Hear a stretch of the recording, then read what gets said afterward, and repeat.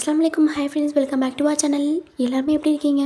இந்த விலாகில் பார்த்தீங்கன்னா evening to night routine பார்க்க போகிறோம். அதாவது ரமதான் 4. ஏற்கனவே மினி விலாகில் சொன்ன மாதிரி இன்றைக்கி காலேஜில் கல்ச்சுரல்ஸ் ஃபெஸ்ட் வந்து செலிப்ரேட் பண்ணியிருந்தோம். அதுக்கு தான் சாரீ பிளான் பண்ணியிருந்தோம். இந்த சாரீ எப்படி இருக்குன்றதை கமெண்ட்டில் ஷேர் பண்ணுங்கள். அப்புறம் மார்னிங் ஃபுல்லாக வந்து ஒர்க் இருந்துச்சு, அதனால எந்த ஒரு ஜூஸஸுமே வந்து ரெடி பண்ணி வைக்கவே இல்லை.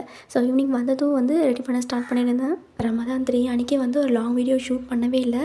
ஏன்னா வந்து அன்றைக்கி ஈவினிங் வந்து விலாக் ரொம்ப சிம்பிளாக போச்சுட்டே. ஏன்னா எந்த ஒர்க்ஸுமே நான் பார்க்கவே இல்லை. ரெடி ஆகிட்டு வந்ததும் ஒர்க்ஸில் வந்து ஸ்டார்ட் பண்ணியிருந்தேன். எனக்கு சில பர்சனல் ஒர்க்ஸ்லாம் இருந்துச்சா, ஸோ அதனால் வந்து அன்றைக்கி வீடியோ ஷூட் பண்ணல. மம்மியே எல்லாமே இஃப்தாருக்கு செஞ்சு வச்சுருந்தாங்க. ஸோ அதனால் ரமதான் 3க்கு மட்டும் லாங் வீடியோ இருக்காது. பட் 4 to 30 வரைக்கும் வந்து கரெக்டாக ப்ராப்பராக வந்து வீடியோ போட ட்ரை பண்ணுறேன்.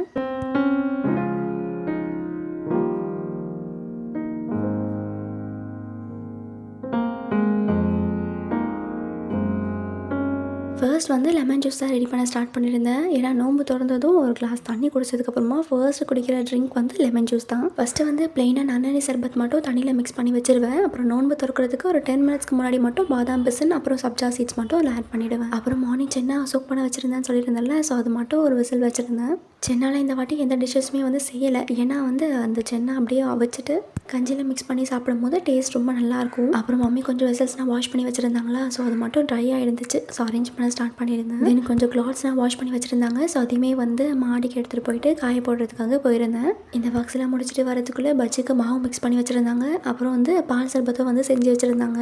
பஜ்ஜி போடுறதுக்கு வாழைக்காய் வந்து ரவுண்டாக கட் பண்ணிட்டோம். ஏன்னா நீட்டாக கட் பண்ணணும்னு சொல்லி நினச்சிட்டே இருந்தாங்க. பட் மறந்துட்டு அப்படியே ரவுண்டாக கட் பண்ணிட்டாங்க. சரி பரவாயில்லன்னு சொல்லிட்டு அப்படியே ரெடி பண்ணிட்டோம். அப்புறம் பால் சர்பத் செஞ்சு வச்சுருந்தாங்களா, ஸோ அது மட்டும் பாதாம் பிசின் அப்புறம் வந்து சப்ஜா சீட் சேர்த்துட்டு மிக்ஸ் பண்ணி ஃப்ரிட்ஜில் ஸ்டோர் பண்ணி வச்சுருந்தேன். இஃப்தார் ஓப்பன் பண்ணுறதுக்கு டைம் பார்த்திங்கன்னா இன்னும் 15 மினிட்ஸ் இருக்குது. ஸோ இப்போ போய் உட்காந்தா தான் அதுவாக கேட்குறதுக்கு கரெக்டாக இருக்கும். இது எல்லாத்தையுமே ஃப்ரிட்ஜில் வச்சுட்டு லாஸ்ட் ஒரு 5 மினிட்ஸ் முன்னாடி மட்டும் எல்லாத்தையுமே எடுத்து வெளியே வச்சுருப்போம். டே 1லேருந்து 4 வரைக்குமே இது வரைக்கும் டைனிங் டேபிளில் அரேஞ்ச் பண்ணது காமிச்சது இல்லை. இன்றைக்கி வீடியோ ஷூட் பண்ணியிருக்கேன், நாளைக்கு வர விலாகில் இன்க்ளூட் பண்ணுறேன். தென் ஒரு 5 மினிட்ஸ்க்கு அப்புறமா எல்லாத்தையுமே எடுத்து வச்சாச்சு. இன்றைக்கி பார்த்திங்கன்னா நோம்பு கஞ்சி அப்புறம் சென்னா, தென் பாயாசம் அப்புறம் பஜ்ஜி, பால் சர்பத், லெமன் ஜூஸ், பப்பாய் ஜூஸ், அவ்வளோதான். இஃப்தாருக்கு எல்லாம் ரெடி ஆகிடுச்சு. அப்பா அண்ணா எப்போவுமே வந்து வீட்டில் நோன்பு திறக்கும் போது இருக்க மாட்டாங்க. ஏன்னா அவங்க வெளியே பள்ளிவாசலில் திறக்கிறதுனால. ஸோ நானும் மம்மி மட்டும் தான் எப்போவுமே ஒன்றா நோன்பு திறப்போம். அல்ஹம்துலில்லாஹ் எனக்கு நோன்பு நல்லபடியாக கம்ப்ளீட் ஆகிடுச்சு. உங்களுக்கும் நல்லபடியாக கம்ப்ளீட் ஆகிருக்கும்னு நினைக்கிறேன். இதோட இந்த வீடியோவை எண்ட் பண்ணிக்கிறேன். ஸோ இந்த வீடியோ பிடிச்சிருந்துச்சுன்னா லைக் பண்ணிவிட்டு சேனல் சப்ஸ்கிரைப் பண்ணிக்கோங்க. அடுத்த வர இன்ட்ரெஸ்டிங்கான விலாகோட பார்க்கலாம். Keep supporting. டாடா.